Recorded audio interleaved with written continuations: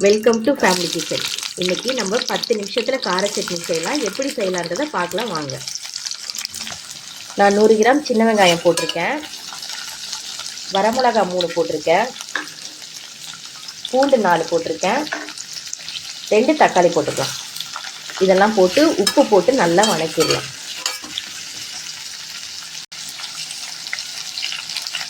நல்லா ப்ரௌன் ஆனோன்னே எடுத்து நம்ம சட்னி அரைக்கலாம். நல்லா வணங்கிடுச்சு. நம்ம ஒரு 10 நிமிஷம் வச்சு ஆற வச்சு சட்னி அரைச்சிக்கலாம்.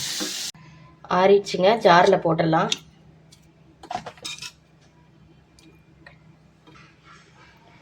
நம்ம இதில் கொஞ்சம் கொத்தமல்லியும் கருவேப்பிலையும் போட்டுக்கலாம்.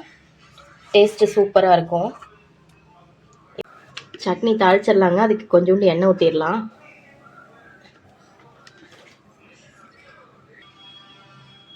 கடுகு உளுந்தம் பருப்பு போட்டுடலாங்க. நல்லா பொரியட்டும்.